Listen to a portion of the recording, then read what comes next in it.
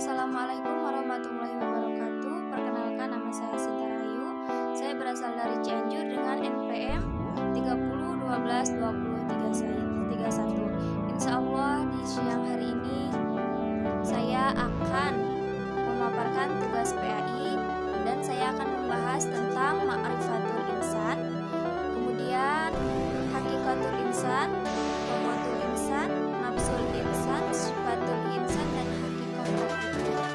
Yang pertama adalah ma'rifatul insan atau pengenalan manusia. Definisi manusia itu sendiri bisa dipahami secara bahasa bahwa manusia berarti berasal dari kata man, atau Sanskerta, mens atau Latin yang berarti berpikir, berkata, atau makhluk yang berakal budi. Secara istilah, manusia dapat diartikan sebuah konsep atau sebuah kata, sebuah gagasan atau realitas, sebuah kelompok atau genus, atau seorang individu. Manusia adalah salah satu ciptaan Allah Subhanahu wa Ta'ala yang memiliki peranan penting dalam kehidupan di muka bumi. Manusia juga mempunyai derajat paling tinggi di antara makhluk-makhluk Allah Subhanahu wa Ta'ala. Yang kedua adalah hakikatul insan. Hakikatul insan adalah hakikat manusia.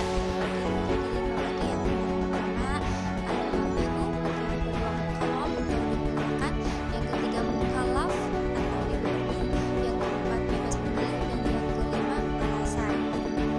Bagian hakikat manusia yang pertama adalah makhluk. Makhluk itu diciptakan, bukan Khalik sang pencipta. Sifat-sifat makhluk ada 4, yaitu al-fiqh, dhaif, jahil, dan fakir. Kemudian pembagian hakikat Islam yang kedua adalah mukarram atau dimuliakan.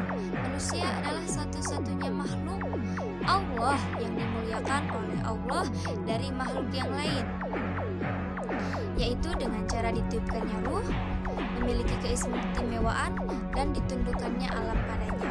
Kemudian pembagian hakikat insan yang ketiga adalah mukallaf atau dibebani. Manusia dibebani dengan beban, yaitu yang pertama ibadah, yang kedua khilafah. Kemudian pembagian hakikat insan yang keempat adalah bebas memilih. Yang kelima adalah balasan. Ketika kita bebas memilih, maka kita akan mendapatkan balasan, yaitu kita akan mendapatkan 2 balasan. Pertama, berakhir surga, dan yang kedua berakhir neraka, tergantung dengan pilihan kita. Yang ketiga adalah hakikatul insan atau potensi manusia.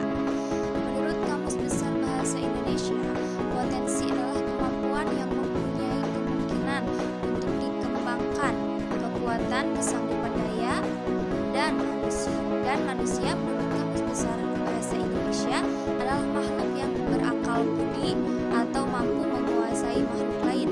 Dapat disimpulkan, potensi manusia adalah suatu hal yang memungkinkan seseorang dapat mengembangkan kekuatan. Sedangkan menurut pendidikan Islam, potensi manusia adalah suatu anugerah yang Allah berikan karena Allah menciptakan manusia dengan bentuk yang sangat sempurna dengan kemampuan. Maka dari itulah Allah membekali manusia dengan segenap potensi yang ada dalam dirinya.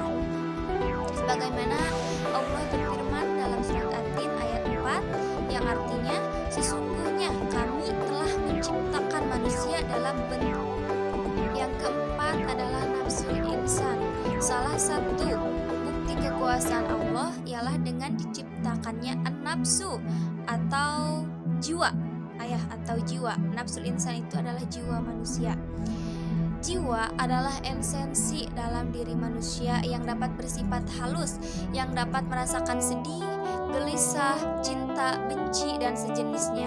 Tanpa jiwa, badan manusia nyaris tidak ada bedanya dengan patung.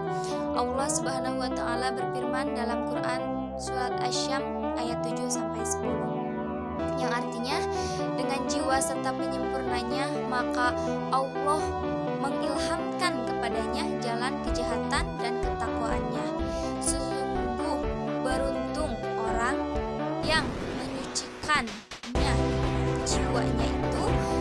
sungguh rugi orang yang begitu. Yang kelima adalah sifatul insan atau sifat manusia.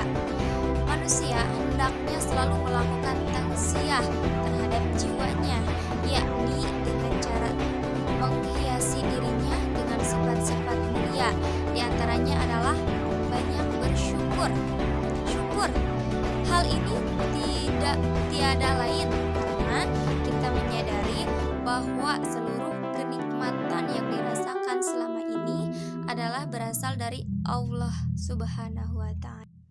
Dan yang terakhir adalah hakikoh al-ibadah.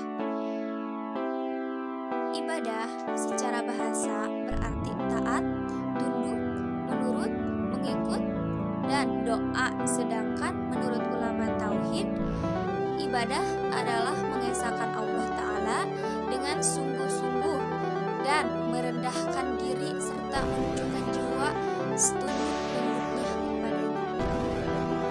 Mungkin dari saya dicukupkan sekian.